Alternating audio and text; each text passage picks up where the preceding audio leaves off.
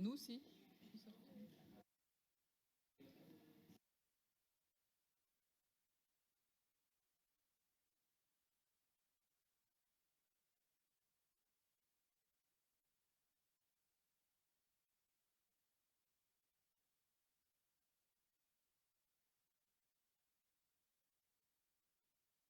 Technique.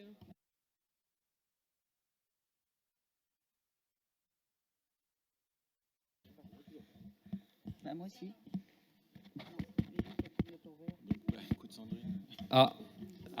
C'est bon. Et le son fut.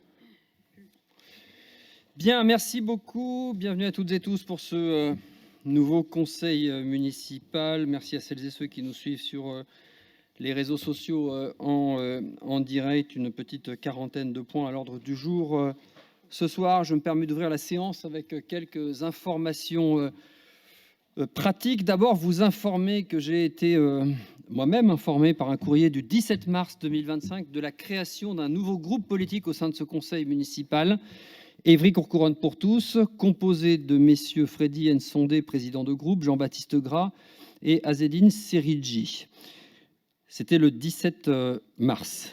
J'ai également reçu le 17 mars, le même jour, la démission du groupe Évry-Courcouronnes pour tous, celui qui vient d'être créé, de M. Jean-Baptiste Gras, qui réintègre le groupe Union populaire écologiste et sociale auprès de Mme Amrani, courrier également du 17 mars. Nous avons donc 3 groupes à ce jour au sein du conseil municipal, jusqu'à probablement le prochain courrier que je recevrai.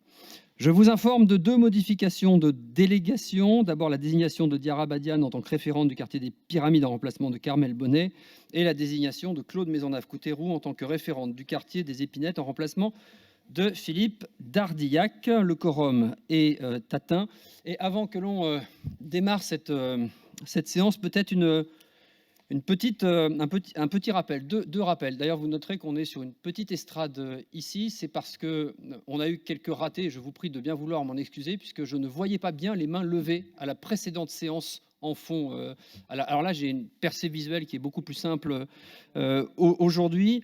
Mais au-delà de cela, nous avons fréquemment, et c'est très ennuyeux pour le compte-rendu, des disparités fortes qui sont observés entre le sens des votes à main levée qui sont opérés, notamment par les groupes de l'opposition, et le report de ces votes sur la fiche de pointage que vous remplissez vous-même. Donc, pour évidemment des raisons de transparence et de respect de l'instance, je vous invite à faire montre de beaucoup de vigilance pour avoir le même vote exprimé sur la main levée que sur les petites cases que vous cochez. Je demande à Jordan Schwab maintenant de nous faire l'appel de cette séance. Merci, monsieur le maire. Mes chers collègues, bonsoir à toutes et tous. Et nous commençons avec Farida Amrani. Diarra Badiane. Pouvoir Daniel Valero. Alban Bakari. Mélinda Bayol. Stéphane Baudet. Présent. Fadila Bendoula. Pouvoir Gérard Gianati. Samir Benamara. Pétroline Béraud. Michel Bonafous. Carmel Bonnet. Myriam Boubel. Pouvoir Sandrine Chaumont. Corinne Bourgeois. Pouvoir Henri Catalifo. Jean Caron. Pouvoir Ronan Fleury. Henri Catalifo. Pascal Cochebray. Henri Chaillot. Pascal Chatagnon. Sandrine Chaumont. Rémi Courteau. Pouvoir Mina Fayed. Yvan Couvida. Philippe Dardillac. Valdemar Dessouza. Absent. Mara Delmé-Gilbert. Pouvoir Alban Bakari. Mina Fayed. Ronan Fleury. Rafik Garnit. Pouvoir Pétroline Béraud. Gérard Gianati. Natacha Girard. Jean-Baptiste Gras. Lorraine Anna. Djoulaba Injay. Stéphane Journet. Fatoumata Koueta. Pouvoir Lucas Mélin le temps qu'elle arrive. Claude-Emmanuel Maisonneuve-Couteroux. Charles Mariette. Dominique Marquet. Abdoulaziz Mbaye. Lucas Mélin. Freddy Nsondé. Julie Nuage. Agnès Omer. Daniel Ovono. Marie-Thérèse Plot. Olivier Potokar. Edwige Priska. Pouvoir Abdelaziz Mbaye. Pierre Pro. Jordan Schwab ici présent. Azedine Seridji. Henri Simenou. Tania Tiaing. Daniel Valero. Virginie Villemain. Et Mehdi Zegouf. Présent. Merci bien, Jordan. Le quorum est donc atteint. La séance peut commencer. Je vous propose d'approuver le procès-verbal du conseil municipal du 13 février. Est-ce qu'il y avait des questions sur ce PV? Il n'y en a pas. Des votes contre, des abstentions. Je vous remercie. Les communications du maire seront annexées au compte-rendu. Nous avons 2 motions qui seront analysées en fin de séance. Une portée par le groupe de la majorité On est ensemble sur la politique de la ville et une proposée par le groupe Agissons Citoyens sur le plan des mobilités. Une troisième nous a été proposée par Madame Amrani, que j'ai décidé, en fonction du règlement intérieur, de refuser. Point numéro 1 à l'ordre du jour, Monsieur Pierre Pro. Monsieur le maire, je peux prendre la parole Oui, Madame sur ce Arny. point-là? Merci beaucoup, monsieur le maire. Vous avez décidé de refuser de mettre à l'ordre du jour cette motion en disant que ça n'avait pas d'impact localement, que c'était un impact plutôt national. Or, monsieur le maire, j'ai été saisie par de nombreuses jeunes filles de notre ville qui font du sport dans la ville d'Évry-Courcouronnes. Donc, ça a un impact direct sur elles, puisque la proposition de loi qui a été votée au Sénat par vos collègues, vos amis de la droite, elle va avoir un impact direct, bien entendu, sur ces jeunes filles qui souhaitent faire du sport. Ma question, c'était de la mettre en débat et de voir, en fait, qu'on puisse, à un moment donné, s'entendre et débattre, pour savoir est-ce que sur Évry-Courcouronnes, comment on pouvait voir les choses. Est-ce que vous êtes d'accord, vous, aujourd'hui, au sein de ce conseil municipal, de laisser mettre de côté des jeunes filles qui font du sport, des fois à haut niveau, et leur seul tort, c'est de porter un voile sur la tête. Est-ce que, à un moment donné, vous êtes d'accord avec cette proposition? Madame qui est Amrani, cette passée, motion au n'est pas Sénat. discutée, donc elle n'est pas discutée, et je ne vous ai pas répondu ce que vous avez dit. J'ai répondu 3 longs mails, et les réponses que vous venez d'effectuer m'obligeront à rendre ces mails publics, puisque ce sont des réponses. J'espère bien que vous allez les rendre publics. Ce monsieur le sont maire. des réponses au fond, et vous oubliez de dire combien votre motion, comme d'habitude, était partisane, politicienne, faisant même référence à des maires qui ne sont plus élus depuis plus de 13 ans sur la ville d'Évry-Courcouronnes. C'est pour dire combien vous allez racler les fonds de tiroir pour refaire de la polémique. Et donc j'ai décidé qu'on ne participerait pas de ce débat-là. Je n'invite pas les débats du conseil C'est pas municipal une polémique. à monsieur. l'Assemblée. Madame, Je suis désolée. s'il c'est vous une plaît, polémique, vous monsieur êtes- le maire. Mais bon, vous n'avez pas la parole. mais c'est pas une polémique. Ne dites Vous pas que n'avez c'est pas la polémique. parole, nous ne sommes pas à Très bien. l'Assemblée nationale. Non, mais- Il y a un règlement intérieur, je suis en train de parler, Bien je sûr. vous remercie. Voilà. Et donc, par conséquent, je n'invite pas ici, en conseil municipal, les débats de l'Assemblée nationale. La question que vous évoquez, je suis d'ailleurs assez désolé que vous n'en soyez pas consciente, est évoquée localement par la ville. Elle l'a été notamment à l'occasion avec des intervenants de réunion, pilotés notamment par Yvan Couvida, avec les associations que vous avez citées dans votre motion, débats qui ont eu lieu ici avec les dites associations auxquelles vous avez brillé par votre absence. Ce sujet a donc été traité à l'échelle Alors, locale. briller par Je mon suis absence, véritablement aurait-il désolé de fallu vous l'apprendre ce avoir soir. une Point numéro invitation, 1, monsieur le Pro. maire. Quand on essaie Point numéro d'invisibiliser 1, les monsieur gens Pro. sans Bien, invitation, c'est nous, pas Point possible. numéro un, est-ce que monsieur la- Pro. Vous pouvez dire ce que on va vous couper le voulez micro, là-dessus. peut-être, pour Mais que j'aurais je bien puisse parler. aimé connaître votre avis Approbation sur le sujet. d'une convention pour la mise en œuvre de collecte mobile de textiles. Donc c'est une convention tripartite entre l'agglomération Grand Paris Sud, la ville d'Évry-Courcouronnes et l'organisme Tisseco. Ça concerne la collecte des textiles usagés qui se fait aujourd'hui par des bandes d'apport volontaires déjà déployées sur la ville. Et là, on expérimente une collecte par camion mobile. Donc c'est l'association Tisseco qui d'ailleurs œuvre dans l'ESS, l'économie sociale et solidaire. Cela intègre de l'économie circulaire puisqu'il s'agit de réutiliser ce qui est un déchet. Ça intègre aussi des personnes en situation de précarité professionnelle. Tisseco aura la responsabilité de gérer, de collecter, de maintenir tout cela et fera aussi l'éventuelle animation pédagogique du dispositif. GPS sera là en accompagnement car l'agglomération porte la compétence. La ville, elle autorise cette collecte sur l'espace public. C'est une convention qui est renouvelable, qui dure 1 an, renouvelable jusqu'à 8 ans. Et concernant les lieux de collecte, ils ne sont pas encore totalement définis, je ne peux pas les dire ce soir. On vise 3 points qui seront collectés chacun une fois par mois. Et on vise des points de collecte à côté des marchés parce que c'est des moments où il y a beaucoup de monde. et donc ça devrait être visible. Ça s'ajoute aux bornes de collecte. On a déjà 20 bornes de collecte sur la ville. Ça a un peu la même fonction, mais on essaiera d'avoir ces points plus visibles et dans des endroits où il y a beaucoup de monde. Voilà. Merci Pierre. Est-ce qu'il y a des questions sur ce point? Il n'y en a pas. Des votes contre, des abstentions. Je vous remercie. Daniel, point numéro 2. Ah bah si, ça marche. Alors, pardon pour la toute petite coquille qui est au début de la délibération, parce que ce n'est pas le 18 octobre 2029 qu'on avait signé la première charte, mais le 18 octobre 2019. C'était pas en 29. On avait donc signé la charte d'engagement des villes et territoires sans perturbateurs endocriniens. C'est le réseau environnement santé qui nous l'avait à l'époque proposé.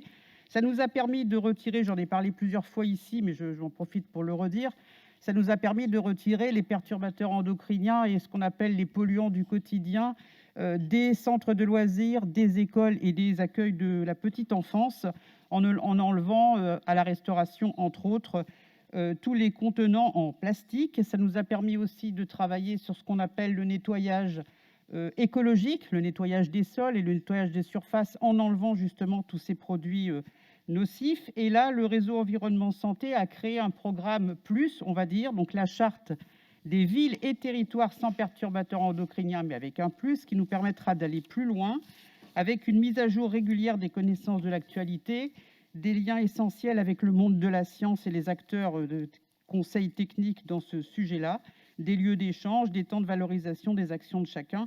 Et voilà, il vous est donc proposé d'adhérer à ce programme plus pour la somme de 750 € par an. Merci Daniel. Est-ce qu'il y a des questions sur ce point? Il n'y en a pas. Des votes contre, des abstentions. Je vous remercie. Point suivant, Claude. Oui, bonsoir à tous. Une délibération sur la relance du concours jardin et balcons fleuris sur laquelle vous avez un certain nombre d'éléments sur la délibération. Donc, je vais reprendre rapidement pour les personnes qui n'ont pas eu accès à la délibération, au moins les dates, le budget de 2000 € pour cette opération. Un concours qui va avoir lieu entre avril et juin de cette année, qui s'inscrit dans le cadre du festival Grandeur Nature. Seule différence par rapport à l'année dernière, on n'a pas inclus les jardins collectifs qui s'avèrent n'avoir pas, en tout cas, le concours n'a pas trouvé son public, ce public-là, l'an dernier. Et puis peut-être conclure par avance, et puis pas que par avance, par des remerciements à tous les habitants qui font l'effort de travailler leur balcon et leur jardin. Souvent, c'est des passionnés qui travaillent à un peu de poésie dans nos quartiers. Donc, merci à eux. Voilà. Merci Claude, je me joins à ces remerciements. Est-il des questions sur ce point? Il n'y en a pas. Des votes contre, des abstentions. Je vous remercie. Point 4, Olivier.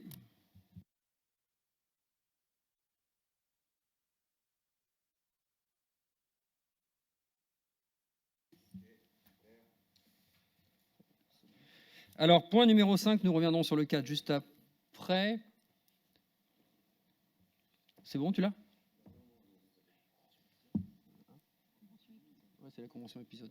Ronan? Oui, messieurs, dames, bonsoir. Donc, le point numéro 5 concerne le vote des taux de fiscalité. Ça va être assez simple puisque nous vous proposons, comme l'année dernière, de reconduire les taux de 2024 en 2025. Je vais vous les donner. 44,61% pour la taxe foncière sur les propriétés bâties, 137,62%, c'est un taux important, mais qui frappe très très peu de propriétés, puisque ça concerne la taxe foncière sur les propriétés non bâties. Il n'en reste plus beaucoup sur le territoire.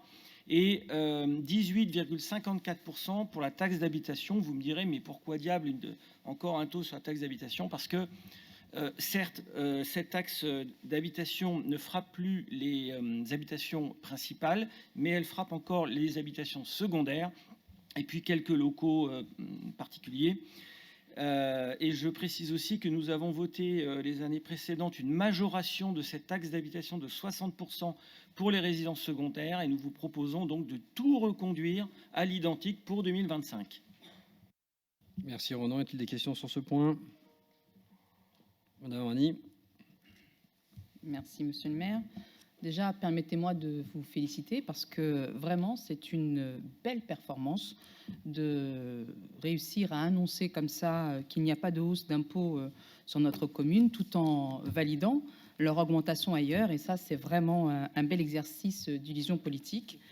Car pendant que vous proclamez ici effectivement qu'on gèle les taux, ce qui est vrai année par année, vous votez dans d'autres assemblées telles que l'Assemblée départementale, l'Assemblée intercommunale qui est Grand Paris Sud, des décisions qui vont bel et bien qui vont bien et bien alourdir la fiscalité pour les Ivry-Courcouronais. Au conseil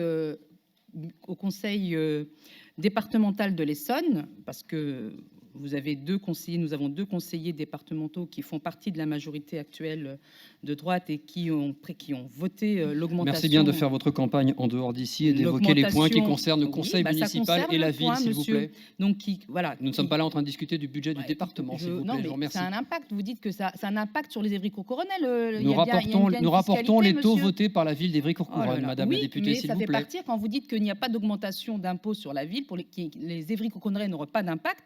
Je suis juste en train d'essayer de vous expliquer et d'expliquer aux Ivry-Courcouronais qui nous regardent ce soir que s'ils ont un impact, de toute façon, ils ne sont pas idiots. Ils le voient bien sur leur fiche d'imposition. Donc, du coup, laissez-moi juste expliquer les choses. Après, vous pourrez me dire que je n'ai rien compris, que je ne connais pas le dossier, etc. Ça, c'est votre droit. Mais quand on vote, par exemple, à Grand Paris Sud, l'augmentation de la TOM, donc la taxe d'enlèvement des ordures ménagères, qui impacte directement les Ivry-Courcouronais, monsieur le maire, vous ne pouvez pas me dire que ce n'est pas une augmentation des impôts. C'est complètement faux. Ça, vous ne pouvez pas le renier. Donc, à un moment donné, moi, je veux bien qu'on dise que les taux n'ont pas évolué, mais dire que les impôts n'ont pas augmenté pour les Ivry-Courcouronais, c'est faux. Et concrètement, concrètement, aujourd'hui, les impôts ont augmenté pour les Ivry-Courcouronais. Voilà, donc vous pouvez dire ce que vous voulez, la réalité, elle est là, monsieur le maire. Alors, je vais me permettre de rappeler, pour faire une explication de texte que je fais tous les ans, pour celles et ceux qui prennent la peine de nous regarder, présents dans la salle, ou voilà. Je vais le faire sans animosité, parce que pas complètement non plus idiot sur la stratégie qui vise à pourrir les conseils municipaux pour montrer un visage autoritaire de la majorité municipale. On n'est quand même pas complètement né de la dernière pluie, donc on va répondre tout à fait sereinement et calmement. D'abord, je demanderai à mes services de me faire un état précis sur vos présences au conseil communautaire que vous citez, puisque vous êtes réputé y siéger. Vous y siégez visiblement insuffisamment, puisque vous ne devez pas être au fait du fait que les votes de taux cette année ont été, comme nous le faisons à la ville, similaires, et il n'y a eu aucune augmentation des taux, pas plus de la taxe sur les ordures ménagères que sur les autres cette année à l'agglomération. Donc, ce n'est pas seulement une erreur ou une méconnaissance des dossiers, c'est un mensonge avéré, puisqu'on parle d'une délibération publique dans le cadre d'un conseil syndical public qui était diffusé sur les réseaux et que n'importe qui peut voir.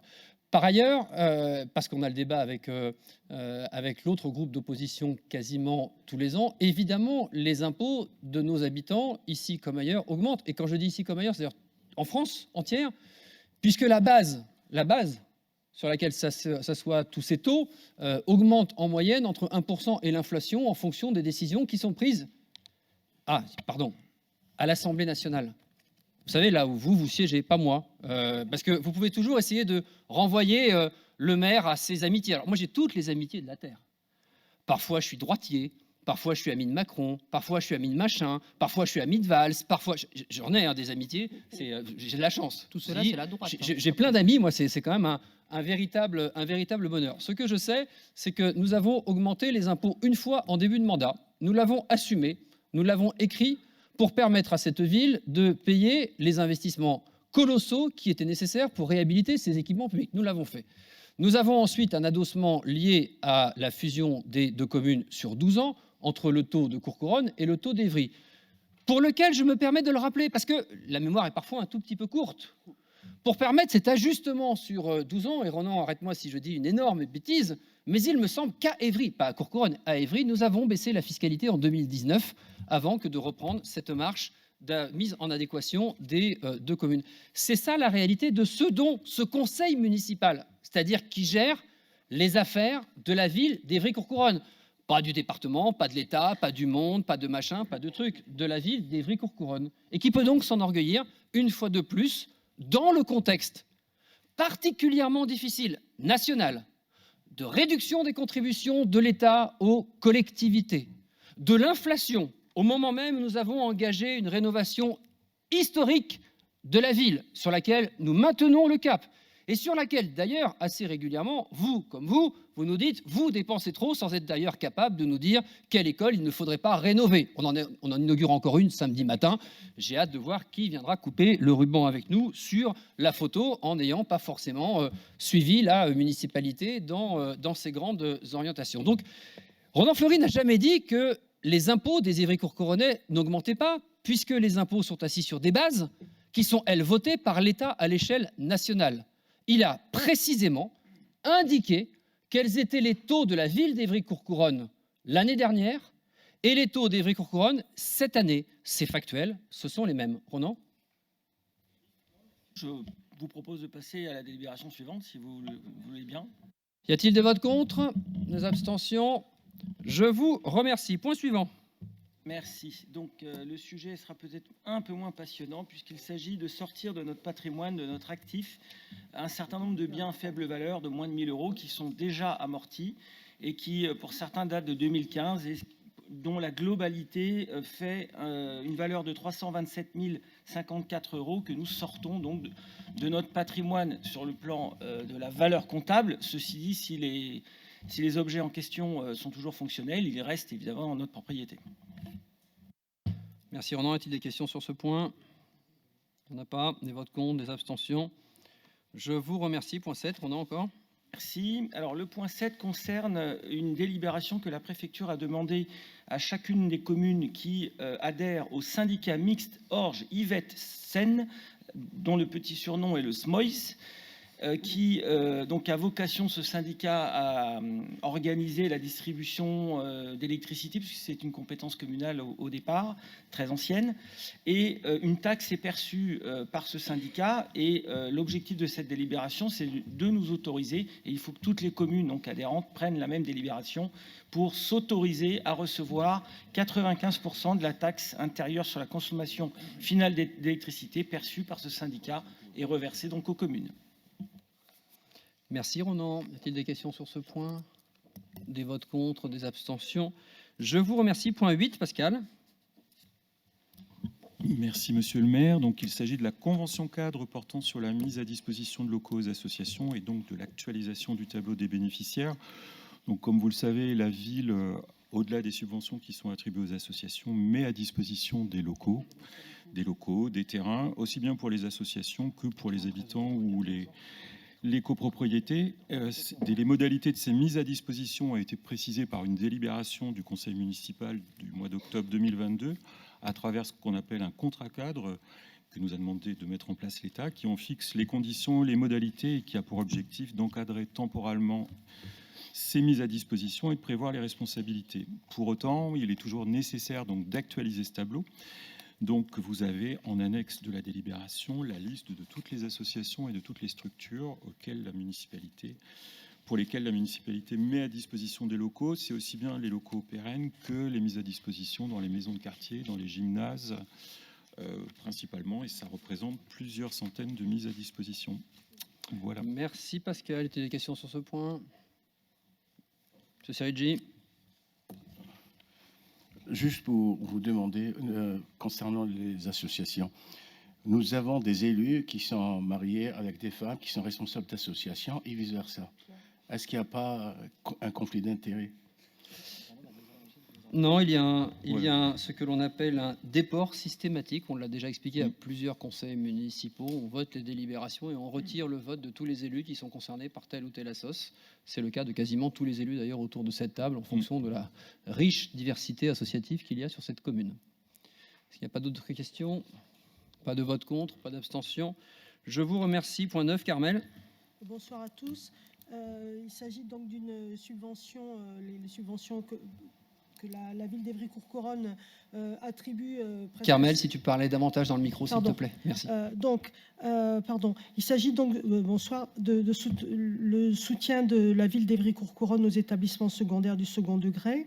En l'occurrence, il s'agit de subventionner un voyage scolaire qui est organisé par le lycée du Parc des Loges, le concours blanc à la montagne. Ça concerne les classes de MPS1 et PSC1, qui sont des classes préparatoires de première et deuxième année. 120 étudiants qui vont séjourner du 2 au 8 mars à Morzine, dans les Alpes françaises, avec le programme suivant: composition le matin et après-midi ski. Le budget s'élève à 56 875 €. La participation de la ville est de 500 €. Il est donc proposé au conseil municipal d'approuver cette subvention exceptionnelle de 500 € au bénéfice des élèves du lycée du Parc des Loges à Évry-Courcouronnes. Merci. Merci Carmel. Y a-t-il des questions sur ce point? Il n'y en a pas. Des votes contre, des abstentions. Je vous remercie. Nous revenons donc au point 4. Olivier. Oui, bonsoir. Il s'agit donc de valider une convention d'objectifs tripartite entre la mairie d'Évry, le CCAS et l'association Épisode qui, vous le savez, gère l'épicerie sociale qui se trouve cours Blaise Pascal. La mairie prête à cette association des locaux de près de 300 mètres carrés et prête aussi un camion pour faire de la ramasse 6 à 7 fois par mois. La mairie a aussi des agents qui travaillent. Il y a la directrice que je salue qui fait un remarquable travail, Céline Charter, et aussi je salue la présidente Gwendoline Benoît qui il y a peu a remplacé Madame Perfès. Donc il s'agit de valider, c'est une obligation. La dernière convention avait été signée il y a 2 ans, en 2022, donc ça, on doit la signer tous les 3 mois et elle concerne toutes les associations pour lesquelles la subvention est supérieure à 23 000 € et en l'occurrence la demande de subvention d'Épisode cette année s'élève à 214 000 € et sera votée par le prochain CA du CCAS qui aura lieu lundi prochain. Merci Olivier. Y a-t-il des questions sur ce point? Il n'y en a pas. Des votes contre, des abstentions. Je vous remercie. Point 10, Mehdi. Oui, on revient à une subvention, en l'occurrence là aussi une subvention exceptionnelle pour l'association qu'on connaît bien puisque ça revient chaque année en conseil municipal, les partenariats de l'excellence. Donc c'est une association qui est située sur le campus de Télécom Sud Paris et qui mène tout au long de l'année un certain nombre de projets à destination des scolaires et en particulier des collèges du territoire pour essayer en grande partie de promouvoir l'accès aux établissements d'enseignement supérieur pour les jeunes de notre territoire et en particulier dans les quartiers populaires. Et donc l'idée de cette délibération, c'est de venir soutenir le projet de cette année et au-delà de tout ce que je viens de dire, des différents dispositifs qui mettent en place toute l'année, de pouvoir participer modestement pour un montant de 2 500 € au financement donc d'un voyage à Valence en Espagne pour 25 élèves de 3e du collège Paul Éluard. Et donc ce voyage, si vous l'acceptez, aura lieu du 8 au 12 mai prochain. Merci Mehdi. Y a-t-il des questions sur ce point? Il n'y en a pas. Des votes contre, des abstentions. Je vous remercie. Point 11.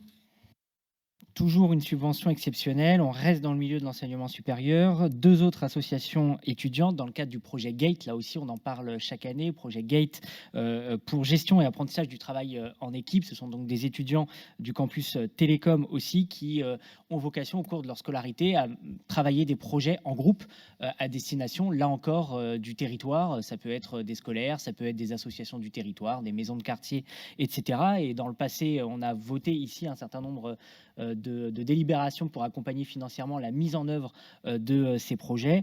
Et en l'occurrence, nous avons, dans le cadre de ce travail qui concerne beaucoup de groupes, et d'ailleurs on fera la restitution et je serai dans le jury comme chaque année au mois de mai sur le campus Télécom, mais donc là de pouvoir accompagner 2 associations qui mènent des projets en lien avec la ville d'Évry-Courcouronnes. D'abord l'association Maison des élèves, Institut national des télécommunications Network, on va dire Minette, c'est beaucoup plus simple et pratique, qui souhaite organiser une compétition de jeux vidéo ouverte à tous et notamment ouverte à tous les étudiants de la ville d'Évry-Courcouronnes et plus largement de l'agglomération Grand Paris Sud. Le coût total estimé de cette opération est de 5 000 €. On propose, là encore par équité, d'avoir toujours à peu près les mêmes montants et de les accompagner pour un montant de 500 €. Et la deuxième association, le même montant, 500 €, l'association Intech Télécom, qui travaille autour des mathématiques. On sait que c'est un enjeu particulier pour les jeunes de notre territoire. Et donc là, ce projet, c'est en faveur de 10 élèves de 3e des collèges et des maisons de quartier de la ville qui sont accueillis autour de ces ateliers de programmation mathématique à la MJC Simone Signoret. Et donc la MJC met déjà à disposition une salle pour que ces ateliers puissent se tenir. Et l'idée de cette subvention de 500 €, c'est d'accompagner le financement du matériel, notamment du matériel informatique à destination des jeunes, pour que ces ateliers puissent avoir lieu. Merci Mehdi. Y a-t-il des questions sur ce point? Yvan? Il n'y a pas de question, mais c'est juste pour rappeler que il y a un club de e-sport sur la ville qui a fait des performances assez extraordinaires dernièrement, la Carmine. Et ils sont arrivés deuxième en championnat du monde, on va raccourcir un peu le truc, plus champion d'Europe. C'est à souligner parce que ce partenaire, parce que c'est un partenaire, ça donne à voir un peu de notre ville.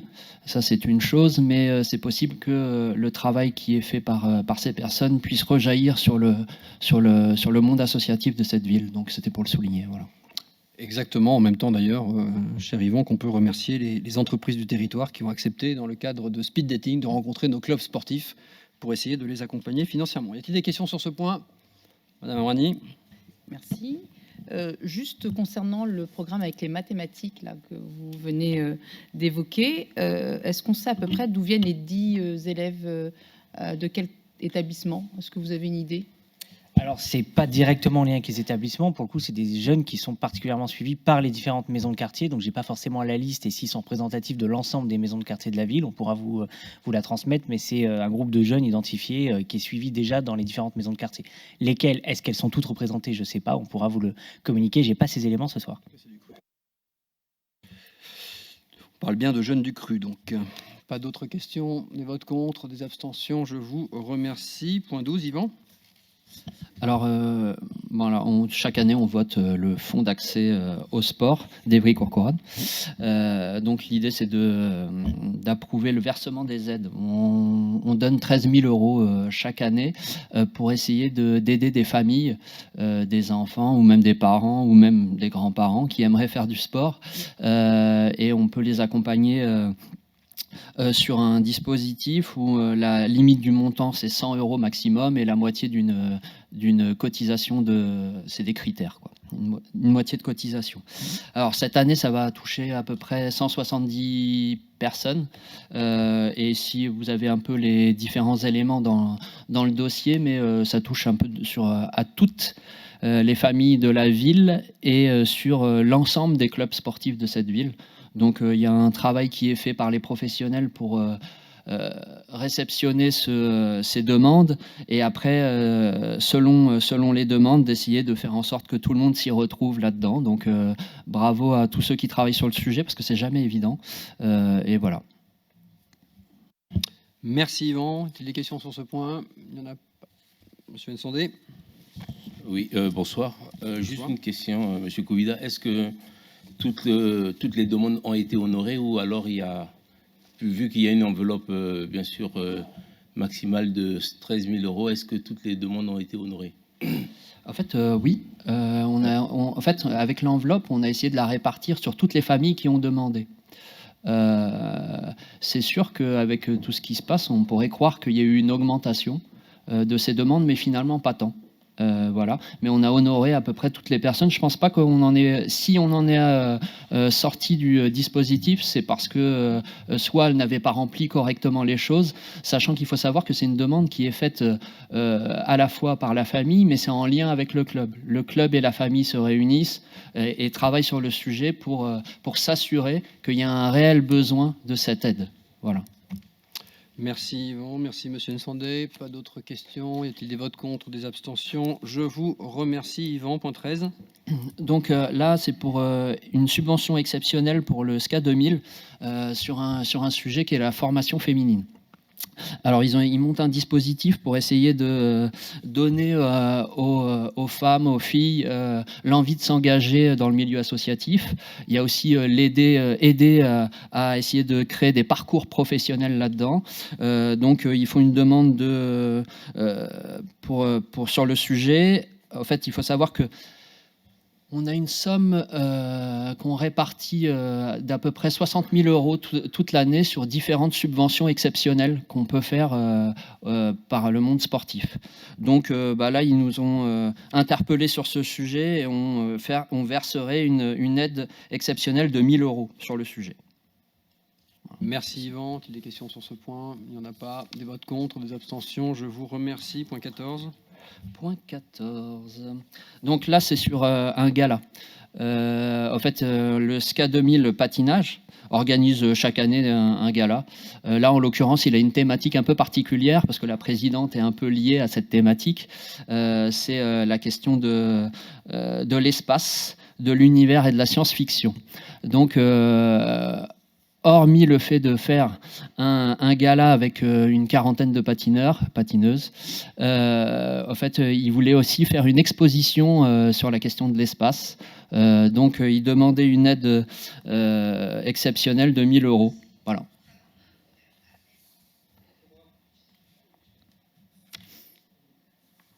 C'est bon? Bien. Tu avais fini? Oui. Merci. Pas d'autres questions sur ce point? Des votes contre, des abstentions? Je vous remercie, Yvan, toujours. Alors là, c'est pour une régate avec le club de l'Aviron, encore le SCA 2000. Ils vont recevoir une régate entre Évry et Courcouronnes. C'est une régate qui a un niveau national, qui est portée à la fois par le club, mais aussi par le comité départemental. Donc c'est pour ça, si vous avez lu les différents dossiers, on s'aperçoit que le budget a l'air assez réduit pour une telle régate, mais au fait, c'est juste parce que là, c'est la partie portée par le club. Donc l'idée, c'est de les aider exceptionnellement à hauteur de 400 €, sachant qu'ils vont recevoir à peu près 250 participants, donc enfin 200 athlètes à peu près. Enfin, ça risque d'être un moment assez sympa. Je veux juste rajouter quelque chose, Madame Farida Amrani.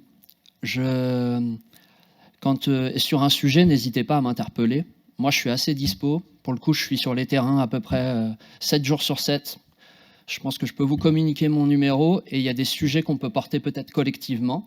Mais pour ça, il ne faut pas hésiter à m'interpeller. Voilà. Merci, Yvan. Pas de questions sur ce point, pas de vote contre, pas d'abstention. Je vous remercie. Mehdi?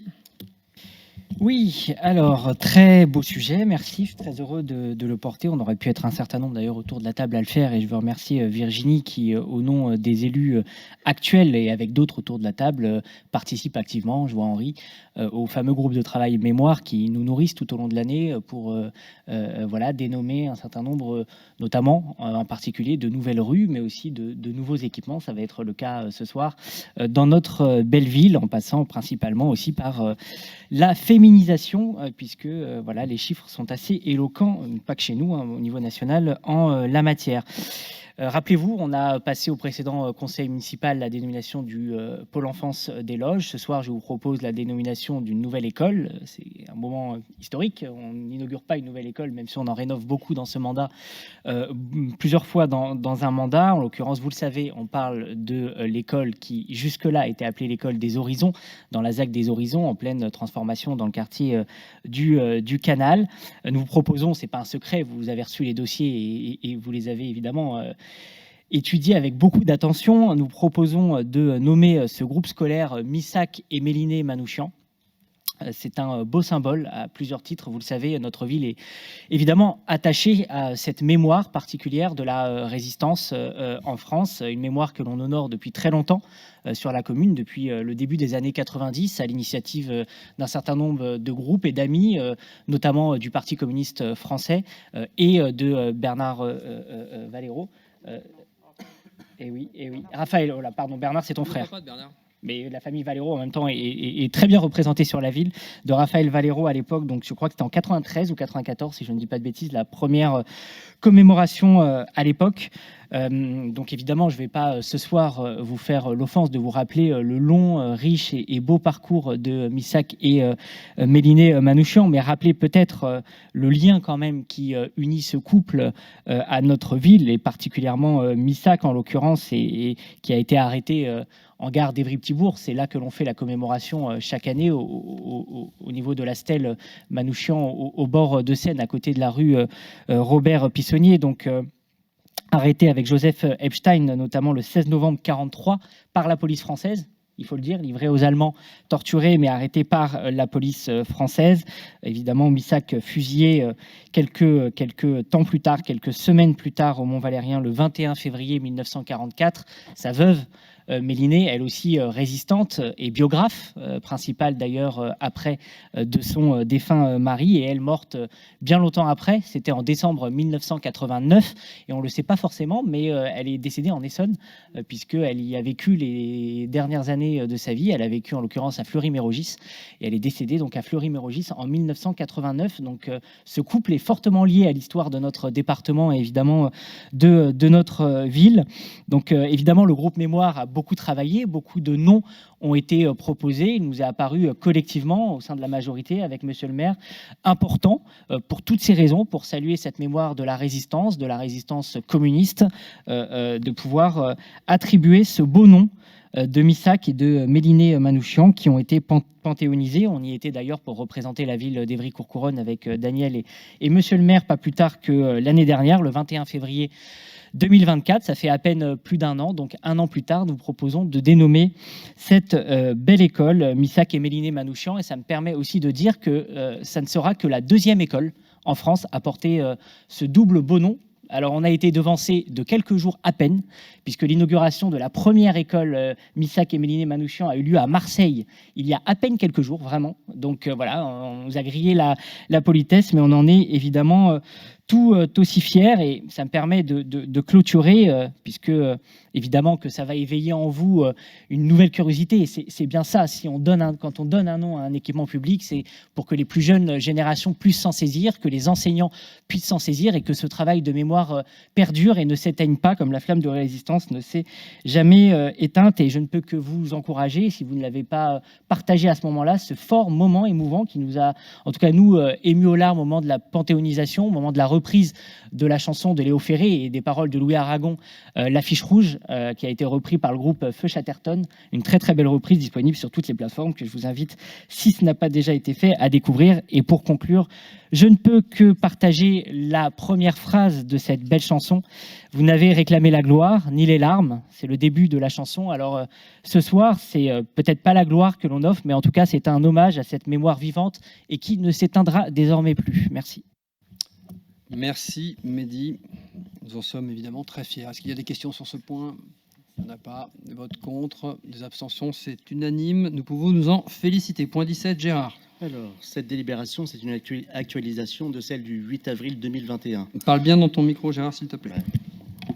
Je vais monter un peu. Ok. Donc, je ne sais pas si vous avez entendu, cette délibération, c'est une actualisation de celle du 8 avril 2021. Cela concerne l'extension du stationnement payant sur le quartier du Bras de Fer, et ce à compter du 7 avril. Donc, il est demandé au conseil municipal d'approuver l'actualisation de la délibération en 8 avril 2021 et d'approuver le nouveau périmètre de stationnement payant. Merci Gérard. As-tu des questions sur ce point? Madame Amrani.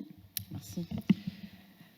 Je trouve que cette délibération est vraiment malvenue parce qu'aujourd'hui, vous le savez, on a des transports qui sont complètement défaillants. Et les gens qui n'ont pas la possibilité de faire autrement pour se rendre à la gare, parce qu'on les transports, le réseau de la TIS qui a été privatisé ne fonctionne pas, et vous le savez pertinemment, vous savez que depuis le 1er janvier de cette année, les bus ont changé d'itinéraire, n'arrivent pas à l'heure, la cadence, en fait, les fréquences ont plus que diminué sur cette ville. Comment voulez-vous que les gens puissent aller travailler ou que nos étudiants puissent prendre le RER sans, pour ceux qui ont la chance d'avoir un véhicule, utiliser leur véhicule? Donc vous êtes en train de leur mettre la double peine pratiquement, puisque vous êtes en train de dire, vous ne pouvez pas utiliser votre voiture, vous ne pouvez pas la mettre autour de la gare, donc vous allez payer. Et il y a aussi un deuxième problème, parce que j'ai regardé un petit peu le document, c'est quand même que sur Évry, ça touche, il y a un problème sur le territorial. Donc je vous pose la question, pourquoi le stationnement est-il payant que sur une partie d'Évry et pas ailleurs? Pas à Courcouronnes, par exemple. Pourquoi à Courcouronnes, le stationnement n'est pas payant? Pourquoi il est payant qu'à Évry? Alors,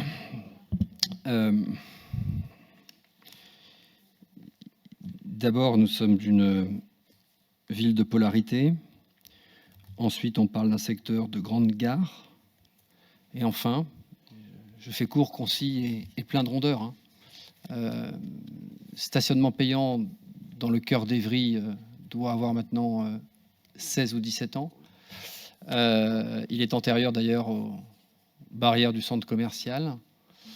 Et le stationnement est payant dans un tiers du quartier du Canal pour les mêmes raisons de centralité depuis quasiment 14 ans. Donc je suis désolé, Madame la députée, mais si sur les parties concernées par les transports et par la gare, le stationnement est également payant à Courcouronnes et de longue date. Et par ailleurs, ça va peut-être vous surprendre, mais on s'occupe, c'est assez intéressant tous ces débats. Vous savez, les débats autour de l'écologie, de la mobilité, des habitants, et ce positionnement qui consiste à se mettre soit parfois à côté des habitants contre la municipalité et contre celles et ceux qui pourraient être les envahisseurs de l'extérieur, qui viennent travailler, saturer nos places, et puis de temps en temps se mettre du côté des travailleurs, mais qui cette fois, un petit peu moins écolo, viennent travailler en voiture, etc. Je comprends bien que les positionnements soient particulièrement difficiles. Mais juste pour un petit rappel d'histoire, tout à fait intéressant, et vous verrez l'impact que ça aura sur le bras de fer. Lorsque nous avons mis en place le stationnement payant dans le quartier du Canal, nous avons essayé d'être un tout petit peu novateurs. Et nous avons en réalité permis à chaque foyer du quartier où il y a le stationnement payant d'avoir une carte d'accès gratuit au stationnement payant du quartier. Non seulement ça a fonctionné et ça a libéré des places, dans ce que l'on appelait à l'époque, je me tourne vers Mina, Canal 3, qu'elle connaît bien. Mais en plus, c'est assez particulier, nous avons reçu des pétitions de Canal 2 et Canal 1. Nous demandons également, parce que ça fonctionnait et que ça libérait des places, de mettre le stationnement payant. Vous êtes là à la croisée, je le dis souvent d'ailleurs, de la différence entre celles et ceux responsables qui ont à gérer les affaires publiques d'une collectivité et celles et ceux qui ne les dirigent pas et qui regardent les sujets toujours par un bout. La question, dans une ville-centre comme la nôtre, c'est comment on allie à la fois le confort et le bien vivre ensemble des habitants qui sont dans les secteurs gares et celles et ceux, parce qu'il y a une faculté des métiers, parce qu'il y a une gare, parce qu'il y a des transhumances, etc., viennent stationner dans la gare. Quand on additionne toutes les entrées de l'équation, on se rend compte que finalement, trouver des solutions, ce n'est pas aussi simple que cela. C'est ce que nous faisons et, pardon de le redire, mais nous l'avons fait au Canal et ça a plutôt été très largement salué par les habitants. Est-ce qu'il y a d'autres questions à ce point ? Il n'y en a pas. Madame Rani. Oui. En parlant justement d'écologie, etc., moi, la question, monsieur le maire, c'est quel est l'avis de la commune concernant cette fameuse enquête publique sur le plan de mobilité 2023 en Île-de-France, parce que j'aimerais bien connaître l'avis, puisque beaucoup de collectivités ont rendu un avis, beaucoup d'agglomérations également ont rendu un avis. L'agglomération, par exemple, de Cœur-d'Essonne a rendu un avis défavorable. Grand Paris Sud a rendu un avis favorable avec des réserves. D'autres villes ont apporté leur contribution. Ça clôture le 31. Donc, j'aimerais connaître l'avis de la commune sur ce sujet-là parce que, vous l'avez dit, c'est un tout. Et aujourd'hui, dans une ville comme Évry, Courcouronnes, où on a des transports qui ne sont pas à la hauteur, vraiment pas à la hauteur de ce qui est attendu dans une ville-préfecture, qu'est-ce qu'on fait? Et quel est en tout cas, j'aimerais bien vous entendre sur ce sujet-là, monsieur le maire.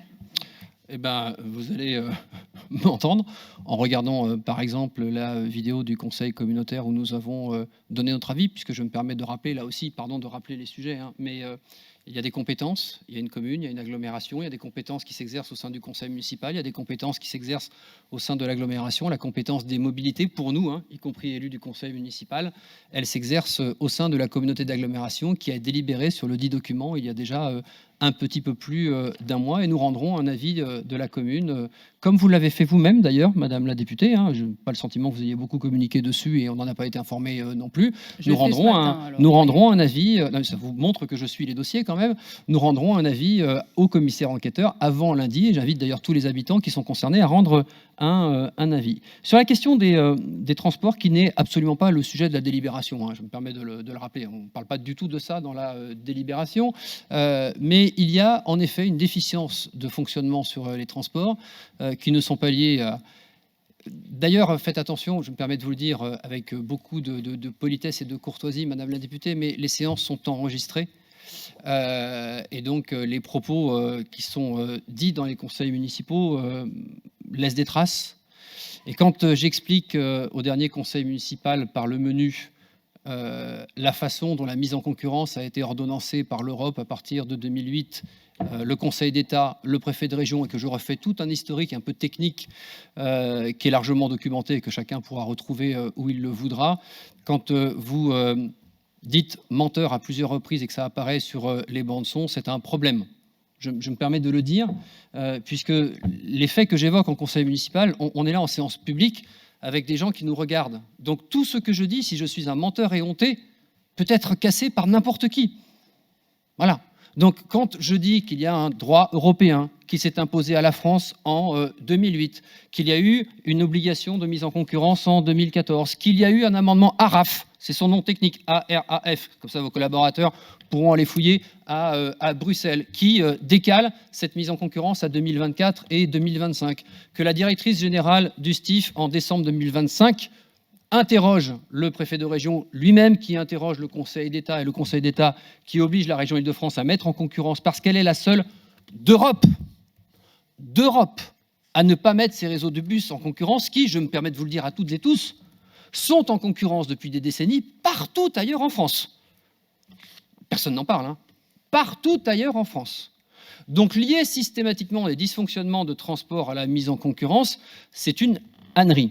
Qu'il y ait ensuite des dysfonctionnements parce que le dépôt de bus que nous avons aujourd'hui est beaucoup trop petit. Je m'en suis déjà expliqué publiquement, je me permets de le dire, il y en a qui en portent la responsabilité et je les ai déjà dénoncés publiquement à plusieurs reprises.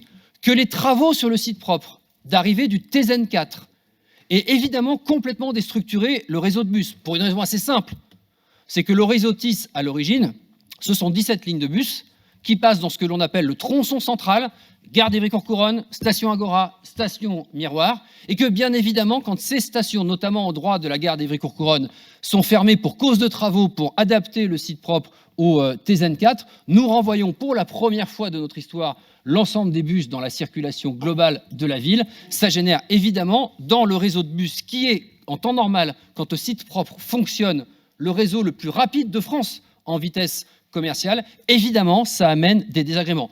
J'indique d'ailleurs qu'on peut toujours pointer tout ce qui ne va pas, et chacun aura noté, avec humilité, l'interview que j'ai donnée dans la quinzaine, où je dis moi-même ce qui ne va pas, où j'endosse moi-même la responsabilité quand ça ne va pas et qu'on en est responsable. Moi, je ne me cache pas, je n'ai pas de problème.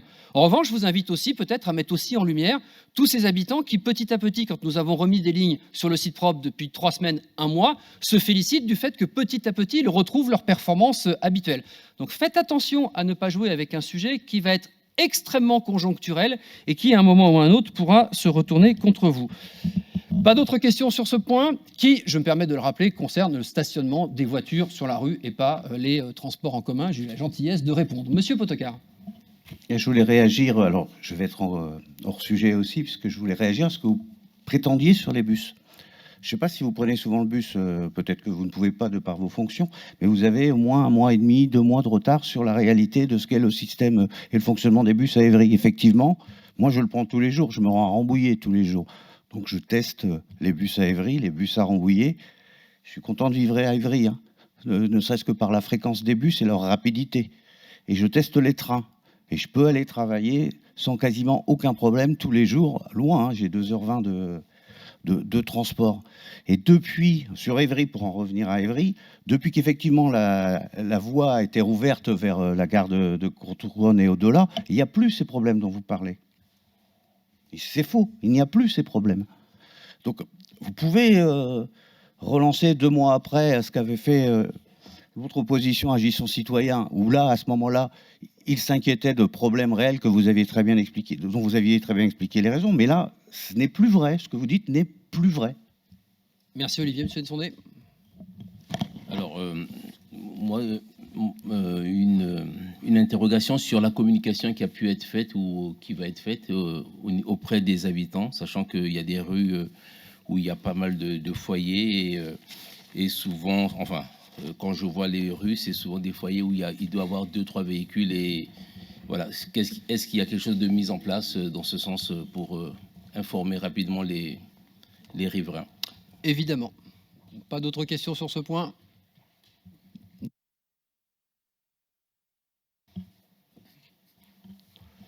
N'hésitez pas à m'appeler quand je vous vois pas, hein, parce que je...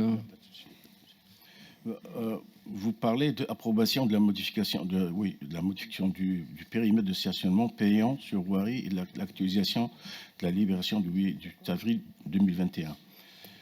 Monsieur le maire, vous savez que nos citoyennes et citoyens, surtout aujourd'hui, souffrent énormément des taxations. Où ils vendent, ils payent. Sauf l'oxygène qu'ils respirent, ils ne le payent pas. Pourquoi ne pas développer un programme de parking à l'extérieur et créer des navettes qui puissent venir jusqu'au centre de la ville? Comme ça, on évitera la circulation, la pollution. Alors, puisque nous aurons un rendez-vous démocratique, je vous invite à faire cette proposition que je ne ferai pas mienne. J'ai assumé un débat avec l'Assemblée citoyenne sur la réduction du nombre de voitures dans le centre-ville. Pas dans toute la ville, parce que le bras de fer, c'est pas le centre-ville.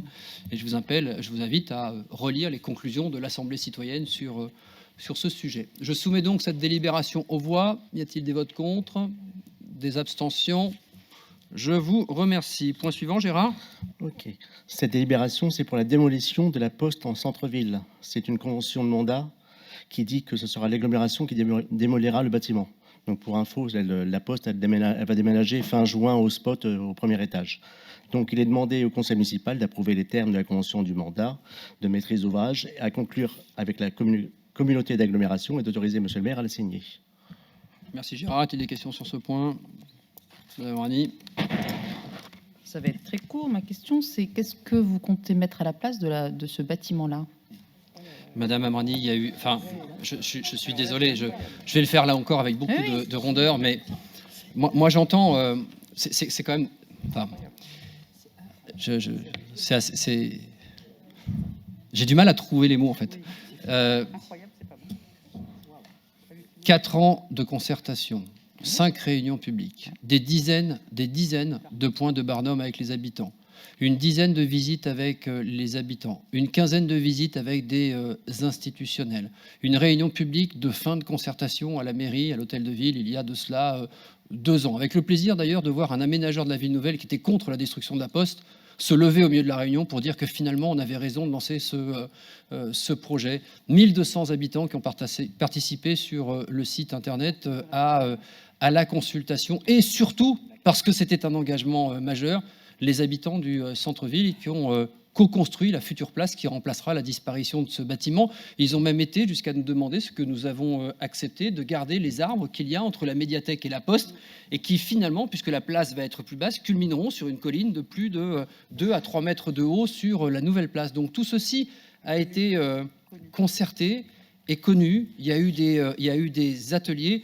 Je suis vraiment désolé que tout à la fois en tant que parlementaire et élu de ce conseil municipal, vous demandiez en conseil municipal, 5 ans après le début de cette concertation, tout en laissant sous-entendre systématiquement qu'il n'y a jamais de concertation dans cette ville, me demander en conseil municipal, en séance publique, ce qu'il va y avoir à la place de la Poste. Il y a par ailleurs un retournement de la médiathèque. Il y a, pour celles et ceux qui auraient pu passer à travers une bâche réalisée à ma demande par Franck Sonneau sur la Poste, qui montre bien ce que l'on voit quand la Poste disparaît. Donc voilà, je crois que j'ai répondu, mais je pense qu'entre le site dédié au centre-ville, le site de la ville, l'ensemble des quinzaines, vous allez trouver très largement de quoi répondre à votre question.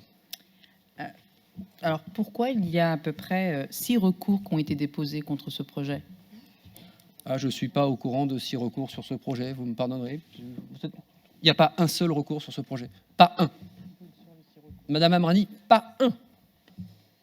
Pas un. Il reste une négociation en cours avec un commerçant pour un rachat de local. Pas un recours. C'est un projet d'envergure colossale, régionale, pas une pétition, pas un recours. Donc il n'y a aucun recours? Il n'y a aucun recours sur le chantier du centre-ville. Aucun. Très bien. Je le dis publiquement. Je soumets cette délibération aux voix. Y a-t-il des votes contre? Des abstentions? Je vous remercie. Point suivant, Pascal. Oui, alors il s'agit de plusieurs points sur des conventions d'attribution de locaux, de mise à disposition de locaux pour des associations. Donc ce sont des reconductions. Donc la première, c'est pour l'association Siana. Siana, qui est un laboratoire artistique et centre de ressources des cultures numériques. Et donc Siana a un local mis à disposition par la mairie et donc une reconduction de convention de 2 ans sur le cours Blaise Pascal. C'est principalement un local de stockage de matériel de 35 mètres carrés. Donc il s'agit de reconduire la convention pour 2 ans et elle est consentie à titre gratuit. Merci Pascal. Y a-t-il des questions sur ce point? Il n'y en a pas. Des votes contre, des abstentions. Je vous remercie. Point numéro...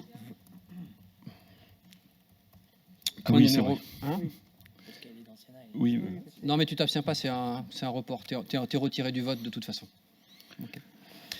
Donc la délibération suivante, c'est pour la mise à disposition de locaux pour l'association Jeunesse Fière et Solidaire, donc JFS. Pareil, c'est une reconduction de convention pour 2 ans, consentie à titre gratuit. Pareil, un local de stockage de 69 mètres carrés au 1 cours Blaise Pascal. Merci Pascal. Y a-t-il des questions? Il n'y en a pas. Des votes contre? Pardon. Juste, monsieur le maire, si vous pouviez demander, parce que en fait, j'ai du mal à vous entendre parce que ça n'arrête pas de parler depuis. Je comprends, j'entends pas. Donc, je veux bien que soit le public doit pas parler, mais pas une partie du public. Voilà, c'est pas possible. Vous pouvez pas. À un moment donné, c'est soit tout le monde se tait, soit tout le monde peut parler. Mais c'est pas possible. Depuis tout à l'heure, franchement, c'est désagréable. Je demande donc au public de bien vouloir se taire, s'il vous plaît. Voilà, merci. Je vous remercie. Je relais donc la parole de Madame la députée. Bien, je soumets donc aux voix. Y a-t-il des votes contre, des abstentions? Je vous remercie. Point 21, Pascal. Donc là, il s'agit de la reconduction de la convention, donc pour 2 ans aussi, de mise à disposition de locaux pour la Croix-Rouge française au 8 rue du Marquis Doré à Évry-Courcouronnes. Convention consentie à titre gratuit également pour un local de 115 mètres carrés. Merci Pascal. Est-ce qu'il y a des questions? Il n'y en a pas. Des votes contre, des abstentions? Je vous remercie. Point 22. Donc là, c'est la proposition d'un avenant à la convention de prêt donc, de locaux à l'association FIA, donc Femmes Inter-Association Interservices Migrants. L'association connaît actuellement quelques difficultés financières. Elle est en train de les résoudre et nous a demandé, voilà, puisqu'elle paye actuellement des charges sur ce local, elle ne paye pas de loyer, donc si nous pouvions, pour l'année 2025, l'exonérer de ces charges, et donc c'est la proposition qui vous est faite dans cet avenant. Merci Pascal. Y a-t-il des questions sur ce point? Il n'y en a pas. Des votes contre, des abstentions? Je vous remercie. Point 23, Michel. Oui, il s'agit de la continuation des travaux liés au NPRU sur le bois sauvage. Donc c'est le deuxième cran, c'est le NPRU 2. Et le projet d'aménagement se décompose de la façon suivante. La première chose, c'est la prolongation de la nouvelle avenue Camille Guérin qui a commencé à être créée jusqu'au Parc des Loges. La création d'une centaine de logements accession et location libre, des maisons individuelles et des logements collectifs. Et la requalification des espaces publics dégradés.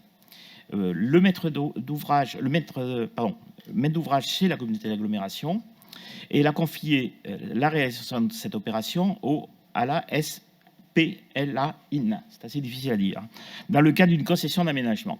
Pour permettre la réalisation de ce projet, il est nécessaire que la commune cède à la SPLA IN des parcelles suivantes. BE 51, espace vert de 194 mètres carrés. BE 53, c'est un groupe scolaire Françoise Dolto de 5148 mètres carrés. BE 54, la maison de quartier, 269 mètres carrés. Et BE 55, le local technique de 64 mètres carrés. La commune a décidé de participer au financement de l'opération à travers la cession à titre gratuit de ces parcelles d'une superficie totale de 5675 mètres carrés et valorisée à 230 000 € par France Domaine. Les frais de démolition du bâtiment, environ 1 230 000 €, seront pris en charge par la SPIN, qui réalise l'aménagement des espaces publics, rues, espaces verts et réseaux. Cette promesse de vente sera conclue sous conditions suspensives relatives aux diverses formalités administratives, notamment celles relatives au déclassement des biens.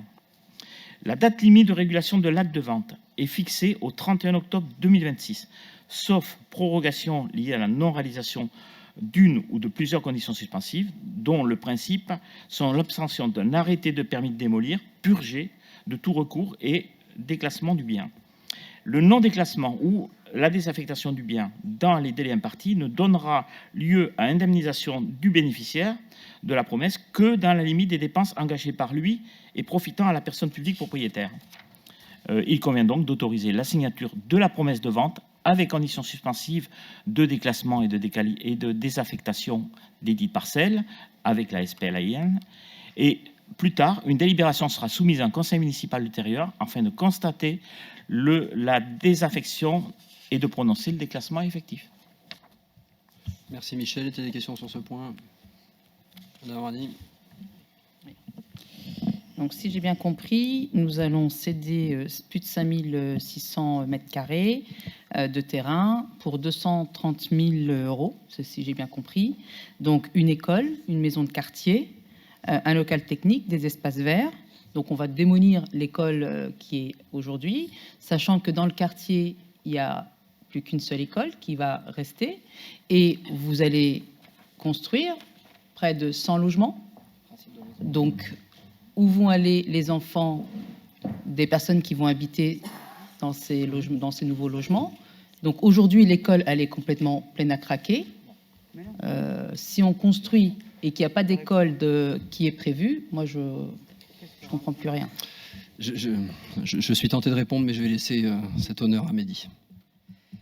Alors, on a passé un point juste avant sur la dénomination d'une école. Elle ne sort pas de l'opération du Saint-Esprit. Si vous suiviez les débats au conseil municipal, vous vous souviendriez que nous sommes en train de retravailler la carte scolaire, que l'école, en l'occurrence dont vous parlez, qui est issue effectivement de la fusion de l'école d'Olto du Bois Sauvage et de l'école du Bois Guillaume, qui ne forment plus qu'un seul groupe scolaire, a subi il y a maintenant un peu moins de 10 ans une rénovation d'ampleur et un agrandissement pour permettre de prendre en charge plus d'enfants, qu'aujourd'hui cette école, elle n'est pas totalement saturée, puisque là encore, si vous aviez suivi ne serait-ce que le dernier conseil municipal, vous avez normalement entendu parler du pôle enfance du Parc des Loges, et la création du pôle enfance du Parc des Loges vise justement à redonner des capacités bâtimentaires dans les écoles, puisque nous allons sortir, en l'occurrence, si je reste sur le Bois Guillaume, le périscolaire de l'école du Bois Guillaume, qui va donc libérer des salles qui seront rendues à l'école, puisque ce périscolaire ira au pôle enfance des Loges.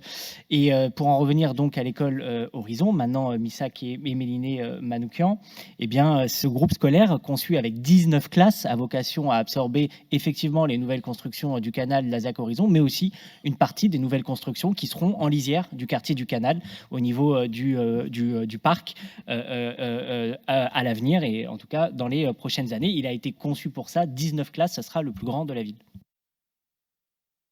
Tout ceci fonctionnant pour qu'il s'agisse de l'école d'Olto Bois Guillaume actuelle et du pôle enfance, normalement à la rentrée de septembre. Donc cette école n'est pas saturée, elle sera en plus encore plus désengorgée à compter de septembre. Quant à la construction des logements, je rappelle que quand je suis devenu maire d'Évry, il y avait 250 logements qui étaient prévus sur cette bande, que j'ai relancé une concertation et des ateliers de co-construction nombreux avec les habitants pour arriver à faire 100 logements au lieu de 250. Est-ce qu'il y a d'autres questions sur ce point, Monsieur Serigi? Juste une question. On parle de 5675 mètres carrés, c'est ça? C'est ça?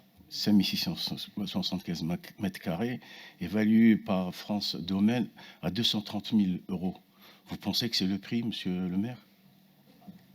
Monsieur Serigi, je rappelle que nous sommes une collectivité publique, qu'à chaque fois que nous achetons, je le fais par pédagogie pour celles et ceux qui prennent le temps de nous regarder ou de nous écouter, à chaque fois que nous achetons ou que nous vendons, nous avons l'obligation de solliciter ce que l'on appelle l'avis des domaines. Les domaines font une enquête, établissent un prix, c'est un prix qui s'impose à nous, sur lequel nous avons comme marge de négociation une marge de plus à moins 10%. C'est juste le cadre de la loi. Est-ce qu'il y a d'autres questions sur ce point? Il n'y en a pas. Des votes contre, des abstentions. Je vous remercie. Je vous demande, Monsieur Saïdji, de couper le micro. Merci. Monsieur Bonafous. Alors, nous changeons de quartier. Nous passons au chantier du Coq. Des immeubles d'habitation situés rue Voltaire et rue Descartes, dans le quartier du Chantier-du-Coq, ont fait l'objet d'un projet de résidentialisation et de requalification des espaces extérieurs porté par le bailleur qui est Immobilière 3F. Ce projet avait pour objectif de désenclaver le quartier, requalifier les espaces communs, améliorer l'offre de stationnement, privatiser les pieds d'immeubles et offrir des espaces de jeu et de détente. Ces travaux ont été réalisés en 2014, mais la régularisation foncière a été mise en suspens par le bailleur par manque de personnel. En 2022, les échanges entre le bailleur et la commune ont repris et un plan de division a pu être présenté fin 2024. En parallèle, l'ensemble des réserves liées aux travaux du bailleur sur les parties cédées à la commune ont été levées. Donc, on en vient donc à une régularisation foncière qui est donc dorénavant possible et doit intervenir comme suit. D'abord, une vente de l'immobilière 3F à la commune. Parcelle AC 20A, B, C et D, d'une superficie totale de 5150 m², composée de la voirie rue Voltaire, de 27 places de stationnement et de 2 zones d'espace vert, valeur inférieure à 180 000 € sur l'Enfance Domaine. Vente de la commune à Immobilière 3F, parcelle AC 257, A, B, C et D et G, 4 lots, d'une superficie totale de 202 m², composé de bornes semi-enterrées, jardinières, bordures, clôtures et espaces piétonniers privés situés rue Descartes et Montespan. Valeur estimée aux environs des 8 000 € par France Domaine. Donc, on voit France Domaine. En raison des coûts supportés par le bailleur, il a été décidé de procéder à un échange foncier sans soult. Toutefois, et c'est pour ça qu'on va voir les deux en même temps, avant la cession ou l'échange d'une parcelle appartenant au domaine public communal, il est nécessaire de la désaffecter, puis de la déclasser, afin de l'incorporer dans le domaine privé communal. Il convient donc, dans un premier temps, de constater la désaffection et de décider du déclassement de la parcelle AC 257. Alors P, c'est tout simplement pour partiel, hein, ce n'est pas le nom de la semi-parcelle. Et dans un second temps, pour pouvoir procéder à leur aliénation dans le cadre d'un échange foncier sans soult avec Immobilière 3F. Et la deuxième, c'est la suite. Il est demandé au conseil municipal d'approuver l'échange foncier sans soult avec le bailleur Immobilière 3F aux conditions mentionnées. Merci Michel pour cette longue mais complète explication. Il suffit donc de considérer que c'est une régularisation plusieurs années après les travaux. Est-ce qu'il y a des observations? Il n'y en a pas. Je soumets à votre approbation. Des votes contre? Des abstentions? Il n'y en a pas. Je vous remercie. Michel, tu continues. Alors on continue sur le quartier des Pyramides. Le quartier emblématique des Pyramides, construit dans les années 70, compte environ 10 000 habitants, fait l'objet d'un projet de renouvellement urbain, c'est comme le quartier de Bois-Sauvage, d'envergure, afin de corriger les dysfonctionnements divers liés à la conception. Afin de poursuivre les interventions engagées en 2006, dans le cadre du projet En Rue 1, la commune a souhaité inscrire le quartier dans un nouveau programme national de renouvellement urbain, Pyramide Bois-Sauvage, En Rue 2. Une des opérations du NPRU consiste à redonner de l'attractivité au cœur du quartier par la construction de la future maison de service public Pyramide Bois-Sauvage, qui est bien avancée, la reconfiguration de la place Jules Vallès et la diversification de l'habitat. Afin de remédier aux dysfonctionnements urbains persistants sur la place Jules Vallès, il est notamment prévu la création d'une véritable centralité de quartier, attractive pour les habitants, constituée autour d'une polarité commerciale.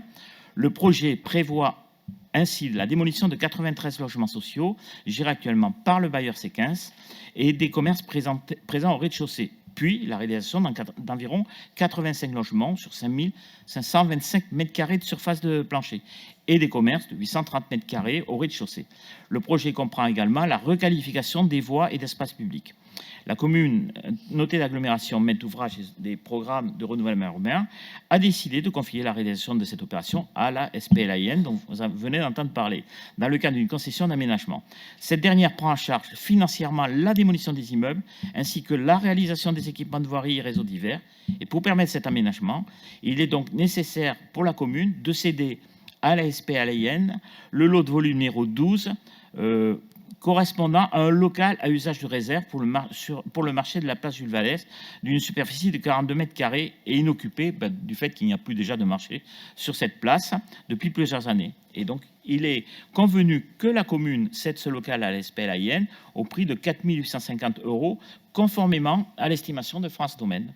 Donc, ils vous ont donc demandé d'autoriser la cession du lot de volume numéro 12 à la SPLAIN. Merci Michel. Des observations? Madame Amrani. Concernant les commerçants de la place Jules Vallès, est-ce qu'aujourd'hui, tous les commerçants vont pouvoir, pas aujourd'hui, mais plus tard, revenir dans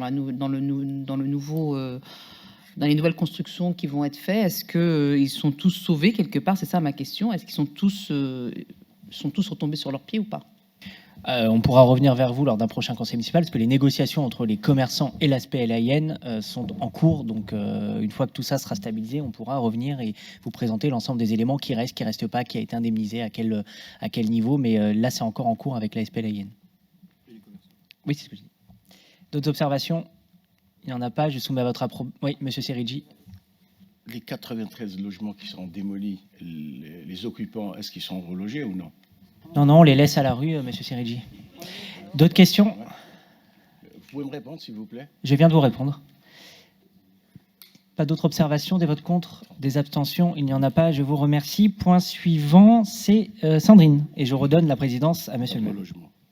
Merci beaucoup. Juste pour répondre à Monsieur Serigi, je crois qu'il reste une seule famille. Une seule famille. Sandrine? Merci. Il s'agit de l'approbation d'un avenant à la Convention. Donc, c'est le premier avenant d'opération programmée d'amélioration de l'habitat, copropriété dégradée, sur l'OPA numéro 3 du quartier du Canal, qui concerne 7 copropriétés qui bénéficient d'un suivi de la part de l'opérateur Solia. La copropriété La Boissée, qui est composée de 18 logements situés au cœur de la ZAC Les Horizons, à l'adresse suivante, 33 impasse des Journaliers, est la dernière résidence de ce quartier en pleine mutation à ne pas avoir bénéficié d'une OPA, alors que plusieurs symptômes de très grande fragilité ont été identifiés en termes de gouvernance, de bâti et évidemment en matière financière. La délégation départementale de l'Aisne a accepté le principe d'intégrer cette copropriété dans l'OPA-CD pour qu'elle bénéficie d'un plan d'action de redressement à la condition de présenter un diagnostic multicritère qui le justifierait. Ce diagnostic réalisé par Solia en 2024 a confirmé une grande fragilité au niveau des indicateurs financiers de la copropriété et surtout une complète incapacité d'autofinancement pour de futurs travaux de rénovation énergétique pourtant nécessaires à la conservation du bâtiment. En accord avec la communauté d'agglomération maître d'ouvrage, la commune a souhaité que cette copropriété puisse être intégrée à la 3e OPA CD du quartier du Canal en cours jusqu'en 2027 afin de permettre son redressement à moyen terme. L'accompagnement portera sur le volet redressement financier, bien sûr, avec en parallèle des interventions de mise en conformité technique et la mise en place d'études préalables en vue d'un futur programme de travaux patrimonial. Par ailleurs, des travaux d'urgence ou de sécurité pourront éventuellement être engagés si nécessaire. Merci Sandrine. Y a-t-il des questions sur ce point? Il n'y en a pas. Des votes contre, des abstentions? Je vous remercie. Sandrine, toujours. Alors, il s'agit d'une garantie d'emprunt pour Érigère, nouveau bailleur, oui et non, sur la ville, puisque Érigère vient d'être acheté par I3F, pour l'acquisition de 91 logements locatifs sociaux situés au 5 allées Georges Clémenceau. Le bailleur Érigère a demandé à la commune de garantir un prêt de la Caisse des dépôts et consignations destiné à financer la construction d'une résidence intergénérationnelle de 91 logements sur le site du Petit Bois, situé 5 allées Georges Clémenceau, dans le quartier du Chantier du Coq. Cette nouvelle résidence sera construite en lieu et place de la résidence senior du Petit Bois, qui est fermée depuis 2011 et propriété du bailleur, les résidences Yveline Essonne, qui a donc décidé de vendre son patrimoine au promoteur Cogedim, qui ensuite le cédera au bailleur Érigère à l'issue des travaux pour une livraison prévue en janvier 2027. Cette nouvelle résidence de 91 logements, qui sera composée de 10 T1, 30 T2, 38 T3, 8 T4 et 5 T5, s'intégrera dans le cadre végétalisé de la parcelle et reprendra la hauteur du précédent bâtiment, à savoir R+4. 30% des logements sont fléchés pour accueillir des seniors. Le bâtiment comptera 5 logements équipés pour accueillir des PMR, une salle de vie commune, une terrasse collective et un espace bien-être. Ce projet prévoit 46 places de stationnement et un gardien sera présent à temps complet dans la résidence. Le bailleur Érigère souhaite confier la gestion de la résidence à l'organisme Maison Marianne, qui gère déjà la résidence senior rue du Père André Jarlan au centre-ville. Le contrat de prêt signé entre CDC et Érigère est d'un montant total de 16 940 604 €, constitué en 3 lignes de prêt. Et comme souvent, la commune est sollicitée afin de garantir le prêt à hauteur de 40%, soit 6 776 241 €. La communauté d'agglomération apportera sa garantie financière pour les 60% restants. Et bien sûr, en contrepartie, la loi accorde aux collectivités un droit de réservation de 20% sur le total des logements de l'opération, pour une durée de 80 ans, donc 18 logements sur 80 ans, donc jusqu'à la durée de remboursement du prêt. Merci Sandrine. Des questions sur ce point? On n'a pas des votes contre, des abstentions. Je vous remercie. Sandrine, toujours? Je vais peut-être faire les deux, monsieur le maire, si vous autorisez, les deux délibs à la suite, enfin Allez. en même temps plutôt. 29-30. Merci. Donc il s'agit de l'accord d'une garantie d'emprunt à 1001 Vie Habitat pour, d'une part, l'acquisition de la résidence Georges Brassens, d'autre part pour la réhabilitation de ces 129 logements donc sur la résidence Georges Brassens. Le bailleur 1001 Vie Habitat a demandé à la commune de garantir 2 prêts de la CDC destinés à financer le rachat de la résidence d'une part et la réhabilitation d'autre part de 129 logements. Cette résidence, je l'ai dit, située rue Georges Brassens dans le quartier du Canal, a été vendue le 20 décembre 2019 par le bailleur Emmaüs Habitat à 1001 Vie Habitat. Cette opération de rachat de patrimoine s'inscrit dans un processus dont l'objectif est de diminuer le nombre de bailleurs présents sur le territoire communal. Après le rachat de la résidence, 1001 Vie a engagé les travaux de réhabilitation qui portaient sur les toitures terrasses, le ravalement simple des façades, le remplacement des fenêtres et des volets roulants, les radiateurs d'appoint dans les logements, ainsi que la réhabilitation des halls de l'immeuble. Les travaux ont été livrés courant 2024. Donc pour financer le rachat d'une part de la résidence, le bailleur a souscrit un contrat de prêt auprès de la CDC d'un montant de 8 490 909 €. La commune est sollicitée, comme toujours, afin de garantir 40% du montant total du prêt et la communauté d'agglo 60%. Et d'autre part, pour financer les travaux de réhabilitation donc des 129 logements, le bailleur a souscrit un contrat de prêt auprès de la CDC d'un montant de 1 052 655 €. La commune est sollicitée afin de garantir 40% du montant total du prêt, soit 421 062 €, et les 60% restants étant garantis par la communauté d'agglomération. En contrepartie de cette garantie, la loi accorde aux collectivités toujours ce droit de réservation. Donc là, il s'agira de 20% comme d'habitude, 26 logements pour une durée de 35 ans. Merci Sandrine. Y a-t-il des questions sur ces 2 points? Il n'y en a pas. Pour le point 29, des votes contre, des abstentions, il n'y en a pas. Pour le point 30, des votes contre, des abstentions, il n'y en a pas. Je te remercie. Stéphane, point 31. Merci, monsieur le maire. Un point sur une délibération qui concerne un nouvel avenant au contrat de concession du crématorium d'Évry-Courcouronnes. La société OGF SAS est titulaire du contrat de délégation de service public pour l'exploitation du crématorium depuis 2001. Une modification juridique dans les structures du groupe OGF a pour conséquence un changement de délégataire, à savoir la société OGF SAS, qui est devenue la société des crématoriums SAS. Cette nouvelle organisation n'implique aucun changement dans l'exécution du contrat de délégation de service public, et l'avenant de transfert entre les 2 sociétés n'entraîne aucune incidence financière. L'avis de la commission des services publics n'est donc pas requis. Il est demandé au conseil municipal d'approuver les termes de cet avenant, de ce 9e avenant de transfert au contrat de concession du crématorium, et d'autoriser monsieur le maire à signer cet avenant de transfert avec la société OGF SAS afin d'acter le changement de dénomination en Société des crématoriums SAS. Je vous remercie. Merci Stéphane. Document un peu technique. Était des questions sur ce point? Il n'y en a pas. Des votes contre, des abstentions. Je vous remercie. Pierre, point 32. Alors, 3 délibérations un peu techniques, la 32, la 33, la 34. Donc, elle concerne un service commun porté par GPS depuis 2019 sur la maintenance de copieurs en libre service et sur un atelier de reprographie. Donc, beaucoup de villes ont souhaité rejoindre ce service, mais plutôt sur la partie maintenance, mais pas sur la partie maintenance copieur, sur la partie atelier reprographie. Donc, collectivement, il a été décidé de recentrer ce service commun sur la partie atelier reprographie. Alors, du coup, comme les marchés qui concernaient la maintenance copieur se poursuivaient, eux, jusqu'en 2026 avec le prestataire, et que les villes doivent reprendre à leur charge cette activité, eh bien, le protocole d'accord permet une solution temporaire entre le 1er avril 25, qui est la fin de ce service commun, et puis jusqu'à février 2026, qui est la fin du contrat avec le prestataire. Ensuite, la 33, on va mettre en place un groupement de commandes avec d'autres villes pour ce service de maintenance copieur qui ne fait plus partie du service commun. Donc ce sera un groupement de commandes qui démarrera à partir de 2026. Et la délibération 34, on met en place la nouvelle convention de service commun cette fois sur l'atelier reprographie exclusivement. Alors j'ai rappelé aussi, parce que comme ça éclaire un peu l'esprit, un groupement de commandes, on se groupe à plusieurs villes et agglomérations pour passer ensemble à un marché public qui profite à tout le monde. Et un service commun, c'est on met ensemble nos ETP, nos personnels, des moyens financiers et matériels pour délivrer ensemble un service qui profite à tous.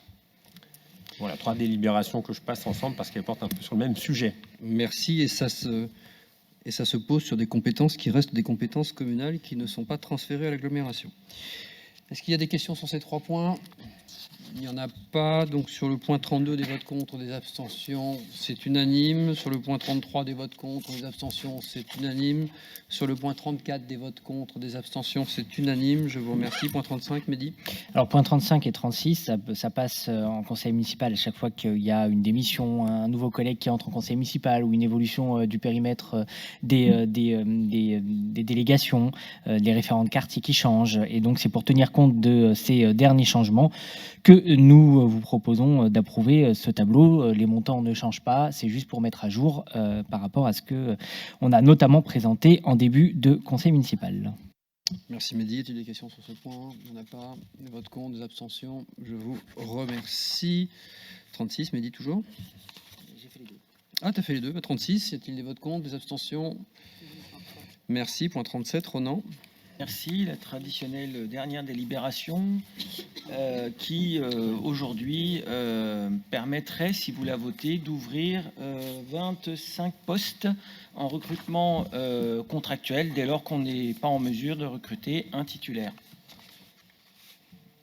Des questions sur ce point? Il n'y en a pas. Des votes contre, des abstentions, je vous remercie. Pas de questions sur les décisions du maire. Nous passons donc aux motions. Première motion, l'appel d'Épinay sous Sénart. Je vous en épargne la longue lecture, parce que je rappelle que les motions doivent être lues en 5 minutes. C'est le règlement intérieur que nous avons co-construit avec l'ensemble des groupes et adopté. Mais il s'agit ici, quelques années après l'appel de Grigny, de rappeler à la fois les inégalités territoriales qui se creusent et la situation de nos quartiers populaires, considérer que l'éducation, la culture, le sport et l'emploi sont non seulement des leviers, mais des priorités, que l'aggravation des conditions de vie doivent être prises en compte par l'État dans le cadre des renouvellements des contrats de ville, évidemment financés, puisque ce n'est pas le cas aujourd'hui, le PNRU 2 qui est en cours, puisque de nombreuses villes de France, comme Évry-Courcouronnes pour les pyramides, le parc aux lièvres, notamment pyramides, bois sauvages, bois Guillaume, sont en cours sur le PNRU 2 qui, dans le budget de l'État à l'heure actuelle, n'est pas entièrement financé. Initier d'ailleurs la réflexion autour du PNRU 3, et cette motion a été rédigée et signée par les présidents Gilles Leproust, président de l'Association des maires villes et banlieues de France, dont je fus, avant d'être président de la MIF, vice-président il y a longtemps, David Lisnard, président de l'Association des maires de France, Stéphane Baudet, président de l'Association des maires d'Île-de-France, Johanna Roland, présidente de France Urbaine, Christophe Bouillon, président de l'Association des petites villes de France, Gilles Averrouz, président de Ville de France, et Sébastien Martin, président d'Intercommunalité de France, des élus de gauche, de droite, qui sont néanmoins amis et qui portent des sujets en commun. Est-ce qu'il y a des questions sur cette motion? Il n'y en a pas, je la soumets à vos voix. Des votes contre, des abstentions. Cet appel est adopté à l'unanimité. Madame Béraud.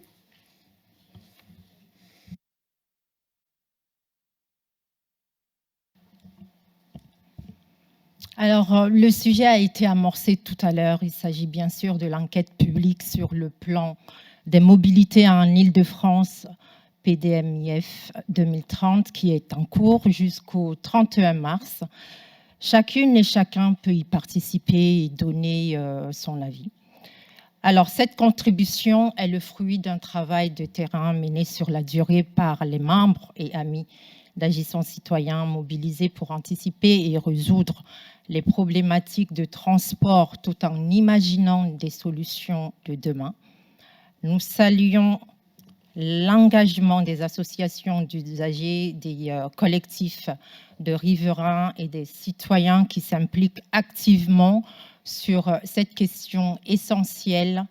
Leur mobilisation est précieuse et que ce soit face à la crise des bus, aux enjeux du RERD, au développement du transport fluvial ou encore de la promotion des mobilités douces.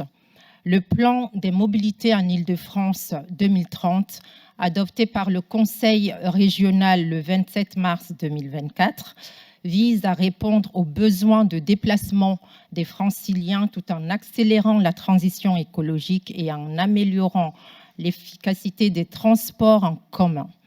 Il s'inscrit dans la continuité des objectifs fixés par le ZRIFE et le CRCAE. Parmi les ambitions affichées, il prévoit d'augmenter la part des véhicules électriques à 20% d'ici 2030, de réduire de 15% l'usage des véhicules motorisés individuels par rapport à 2019 et d'accroître de 15% la fréquentation des transports en commun. Il ambitionne également de tripler la part des déplacements effectués à vélo, de diminuer de 26% les émissions de gaz à effet de serre liées au transport et d'atteindre une vision zéro en matière de sécurité routière à l'horizon 2050. Alors, si plusieurs mesures vont dans le bon sens, certains points nécessitent des ajustements pour garantir un service plus fiable et mieux adapté aux besoins des usagers. Le RERD, tout d'abord, bénéficie du renouvellement de son matériel roulant, ce qui constitue un progrès important pour le confort des voyageurs. Cependant, des investissements supplémentaires sont indispensables pour améliorer la régularité des trains, notamment au niveau du tunnel de Bercy et, à terme, pour envisager le doublement du tunnel Châtelet-Gare du Nord. Nous insistons également sur la nécessité d'augmenter les fréquences de la ligne Bord-de-Seine, ligne S, et de réévaluer le changement imposé à Corbeil-Essonnes pour les usagers de la ligne Plateau qui subissent cette contrainte depuis plusieurs années. Le tramway T12 marque une avancée majeure pour les déplacements en Essonne et les liaisons entre les banlieues. Toutefois, pour maximiser son impact, son prolongement jusqu'à la N7 nous semble essentiel afin de renforcer la desserte d'Évry et d'améliorer l'intermodalité. Concernant le TZN 4, sa mise en service prochaine représente une amélioration notable pour la desserte d'Évry, Courcouronnes et des communes environnantes. Toutefois, des garanties sur la fiabilité du matériel restent à obtenir pour assurer un service à la hauteur des attentes. Le réseau de bus, quant à lui, souffre d'une réorganisation qui a entraîné une perte d'efficacité depuis son intégration à Île-de-France Mobilité et la disparition de la TICE. L'héritage des infrastructures de Centre-Essonne, notamment les voies de bus en site propre, mérite d'être réévalué afin d'optimiser les tracés et numérotation. Nous alertons également sur l'échec du bus d'Orly Express qui ne dessert qu'un seul arrêt à Évry-Courcouronnes, bras de fer, le rendant peu attractif. Une réflexion approfondie est nécessaire pour améliorer cette liaison et l'intégrer plus efficacement au réseau existant. Les infrastructures cyclables issues de la ville nouvelle doivent quant à elles être rénovées en priorité avant d'envisager de nouveaux aménagements. Une meilleure connexion entre les pistes cyclables des différentes communes permettrait de faciliter les trajets intermodaux et d'encourager l'usage du vélo comme alternative crédible. Enfin, le développement du transport fluvial suscite de vives préoccupations. L'extension du port Aropa, telle qu'inscrite dans le ZRIFE, va à l'encontre des objectifs environnementaux en augmentant les nuisances et en menaçant des espaces naturels protégés par le plan local d'urbanisme d'Évry-Courcouronnes. Alors, si le PDMIF 2030 marque des avancées, des garanties supplémentaires sont indispensables pour répondre pleinement aux attentes des usagers. Nous demandons des engagements clairs sur l'amélioration de la régularité et de la fréquence des RER et des bus, la finalisation et le prolongement des infrastructures structurantes comme le T12 et le TZN4, ainsi qu'une réévaluation du projet de port Aropa, incompatible avec une véritable transition écologique. Nous soumettons cette contribution à la discussion et invitons les autres groupes à l'amender avant son adoption par le conseil municipal. Nous appelons enfin, mesdames et messieurs de la majorité et des groupes minoritaires, à se saisir de cette proposition afin de porter ensemble une voix forte pour des déplacements plus fiables, plus simples et plus durables au service des usagers de tous nos quartiers. Merci. Madame Béraud, d'abord, merci à vous et à votre groupe pour ce travail fouillé. Voilà, là on est au fond.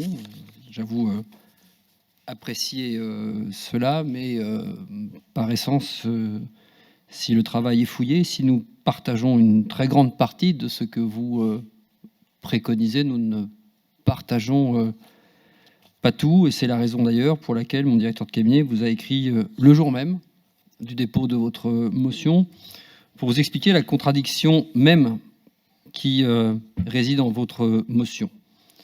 En effet, sur ce sujet du plan de mobilité, qu'on a en effet longuement abordé tout à l'heure, le délai pour émettre un avis du conseil municipal est fort clos, car conformément aux compétences, je l'évoquais tout à l'heure, des différentes collectivités territoriales et établissements publics de coopération intercommunale, il revenait bien au conseil de communauté de se prononcer sur ce document stratégique régional, ce qu'il a fait lors de la séance du 19 novembre 2024.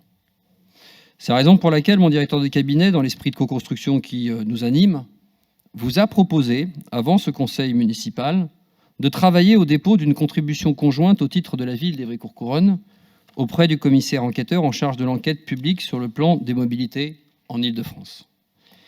Très concrètement, nous vous avons, par écrit, proposé une réunion de travail demain, vendredi, sur la base d'un document reprenant partiellement le texte de votre motion, mais intégrant aussi nos observations et précisions, car il y a, dans ce que vous venez de lire, nombre de contradictions qui nécessitent en effet débat, et nous souhaitions, nous, apporter aussi nos propres précisions sur ce document d'ampleur, dont vous n'avez d'ailleurs probablement pas forcément toujours, malgré le travail, j'insiste là-dessus, que vous avez fait, saisi le périmètre précis, ce sur quoi précisément il encadre les futurs projets en matière de mobilité.